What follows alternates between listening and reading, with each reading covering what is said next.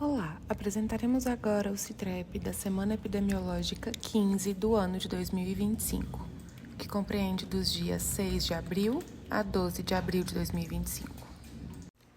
O atual CITREP representa os dados da Semana Epidemiológica 14 de síndrome gripal, síndrome respiratória aguda grave, influenza aviária, arboviroses e mpox, além de casos de sarampo e o alerta meteorológico, que inclui enchente, inundação, deslizamento de solo, tempestades e outros.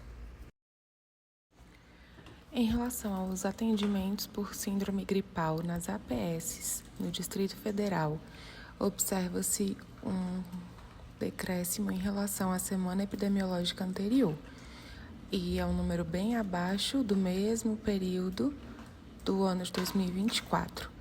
Atualmente, na semana 15, o DF realizou 4.728 atendimentos nas unidades básicas de saúde sobre síndrome gripal, o que representa um decréscimo de mais de 2.000 casos em relação à semana epidemiológica 14. Já no que se diz respeito à síndrome respiratória aguda grave, em relação ao agregado nacional, observa-se um sinal de aumento na tendência de longo prazo, que são as últimas 6 semanas, e de curto prazo, relacionado às últimas 3 semanas. A propagação de diferentes vírus respiratórios pelo país e as atuais mudanças climáticas podem ter participação importante nesses dados de aumento. Atualmente, no ano de 2025, já foram registrados 31.796 casos de síndrome respiratória aguda grave por diferentes vírus respiratórios. Na atualização da semana epidemiológica 15, 13 das 27 unidades federativas estão em nível de alerta para risco ou alto risco, com tendência de crescimento. Estados como Acre, Amapá, Distrito Federal, Espírito Santo, Goiás, Maranhão, Mato Grosso do Sul, Minas Gerais, Pará, Rio Grande do Norte, Roraima e Sergipe são as 13 unidades federadas com maiores casos e maior prospecção de risco ou alto risco.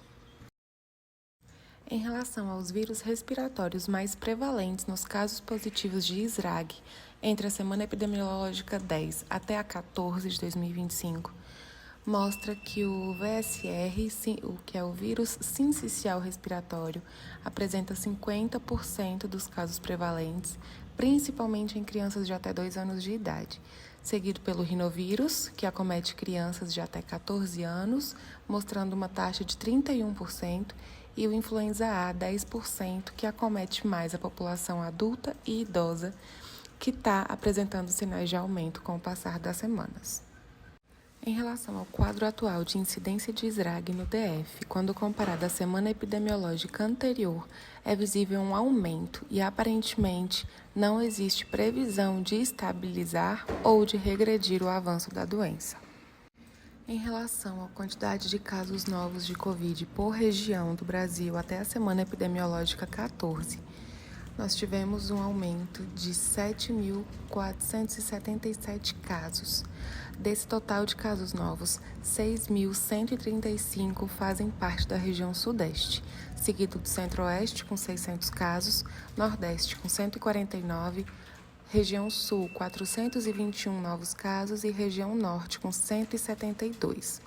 Em relação à quantidade de óbitos, 144 é o total de óbitos da semana epidemiológica 15. Desses óbitos, 129 aconteceram na região Sudeste, 6 na região Nordeste, 4 na região Centro-Oeste, 4 na região Sul e 1 morte na região Norte. Em relação à taxa de incidência e mortalidade por Covid-19 até a semana epidemiológica 14 de 2025, por unidade federada, a taxa de incidência mantém-se muito baixa na maioria dos estados. As maiores taxas de 2,80 a 11,70 casos por 100 mil habitantes foram registradas em Rio Grande do Sul, Goiás, DF, São Paulo e Rondônia, enquanto que a taxa de mortalidade também permanece muito baixa na maioria dos estados, com exceção de Goiás, Espírito Santo, Alagoas, Rondônia e São Paulo, variando de 0,04 a 0,25. Em relação à quantidade de casos de influenza aviária de alta patogenicidade, no período de março de 2024 a abril de 2025, o número total de rebanhos afetados foi de 1.009 casos, o que representa um aumento de 0,9% em comparação com a semana epidemiológica anterior. A Califórnia se mantém como o estado com maior número de casos, totalizando agora 759, com um acréscimo de um caso em relação à semana passada, seguindo do Colorado, que não relatou novos casos desde agosto de 2024, e do estado de Idaho, que registrou 3 novos casos desde a semana anterior. Em 2025, observa-se uma queda expressiva no número de casos em relação aos anos anteriores. Entre os dias 30 de março e 5 de abril, houve atualizações sobre a presença do vírus H5 em águas residuais. Durante esse período, o vírus foi detectado em amostras coletadas em 4 locais. A presença do H5 foi confirmada em águas residuais em Nova Jersey, Oregon e Maryland. A primeira morte confirmada por H5N1 aconteceu no México no dia 8 de abril de 2025. A vítima foi uma criança do sexo feminino com 3 anos de idade que residia no estado de Coahuila, no norte do país. O ministro da Saúde disse que a menina morreu no início da manhã da terça-feira, com a infecção causando falência múltipla dos órgãos. Após o óbito, foi realizada a monitoração de todos os indivíduos que tiveram contato próximo com a paciente, a realização de testes para determinar se estão infectados e até o momento ninguém testou positivo. Em relação à IAP no Brasil, desde abril de 2024 até o momento foram realizadas 972 investigações relacionadas à influenza aviária de alta patogenicidade. Durante esse período, foram coletadas 261 amostras e 5 focos de infecções já foram confirmados. Na semana epidemiológica 15, a atual, foram realizadas 11 investigações e 2 coletas de amostras. Atualmente, há 2 investigações em andamento, porém sem registros novos de casos positivos. Em relação à dengue, até a semana epidemiológica 14 de 2025, foram registrados aproximadamente 942 mil casos prováveis, um aumento de 10% em relação à semana epidemiológica 13. No mesmo período de 2024, o país registrava 3,5 milhões de casos, o que representa uma queda de 73,8% na semana epidemiológica atual.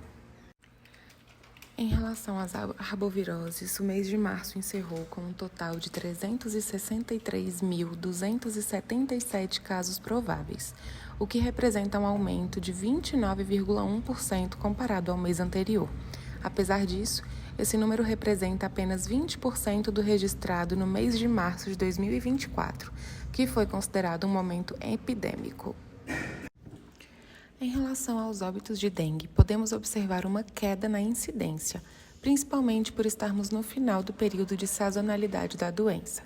Pode-se observar uma grande diferença entre o número de óbitos entre as semanas epidemiológicas 13 e 14 no ano de 2024 para o ano atual.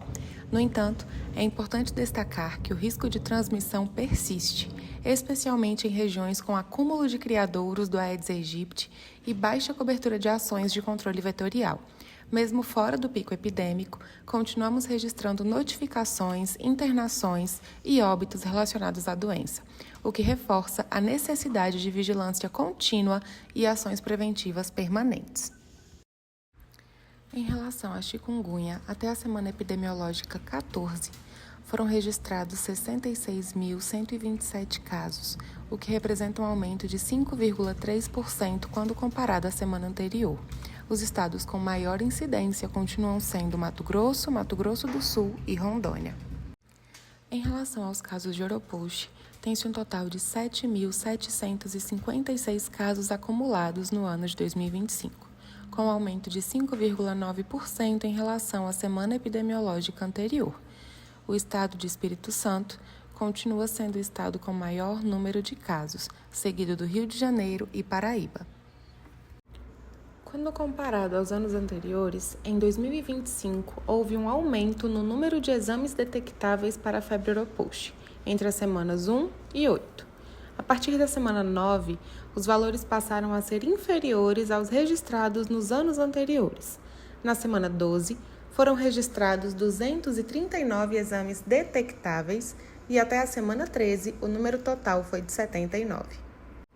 Em relação à situação global da Mpox em 2025, foram registradas 3 novas mortes e 238 novos casos, desde a última atualização feita em 16 de março. No total, 60 países reportaram a doença, somando 7.329 casos. Os países com maior número de casos são República Democrática do Congo, com 3.924 casos, Uganda, com 3.528 casos e Burundi, com 779 casos. Sobre a situação de sarampo nos Estados Unidos, até o dia 4 de abril de 2025 foram confirmados 607 casos em 22 estados, o que representa um aumento de 26,6% de casos em relação ao total registrado até a semana epidemiológica anterior. Na distribuição por faixa etária, observa-se que a maior parte dos casos está relacionado à faixa etária de 5 a 19 anos, representando 40% do total.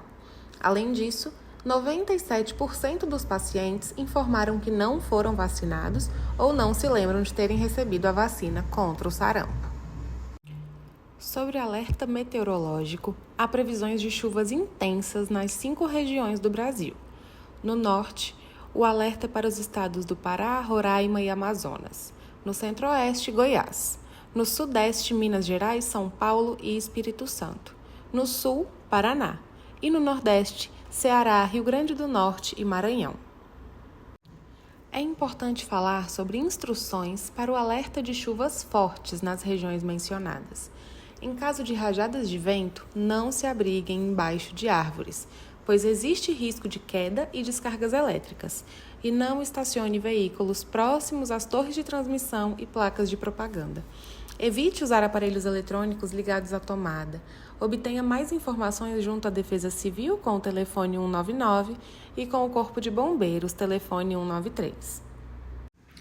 Para a região centro-oeste, há ainda aviso de tempestade para os 2 estados mencionados anteriormente, Mato Grosso e Mato Grosso do Sul. No dia 7 de abril de 2025, o governo decretou estado de emergência em Petrópolis, Rio de Janeiro, após fortes chuvas, ao longo de todo o final de semana da referida data. Ao menos 523 pessoas estão desalojadas e 48 ficaram desabrigadas, conforme a atualização mais recente da Defesa Civil. Desde a última sexta-feira, dia 4 de abril, o município da Serra Fluminense já contabiliza 522 ocorrências atendidas pelo Corpo de Bombeiros, entre elas, resgates em 37 alagamentos e 18 deslizamentos de terra. O Centro Nacional de Monitoramento e Alertas de Desastres Naturais relatou que, em apenas 3 dias, o volume de chuva acumulado em alguns bairros de Petrópolis ultrapassou os 370 milímetros, mais que o triplo dos 112 milímetros que estavam previstos para todo o mês de abril. Frente a todo este cenário, é importante pontuar os impactos desse fenômeno para a saúde, como o aumento do risco de doenças infecciosas, contaminação da água, acidentes e lesões por quedas ou alagamentos, estresse e ansiedade causados por perdas materiais. Sendo assim, as ações de vigilância em saúde e a elaboração de planos de ações são necessárias de modo imediato.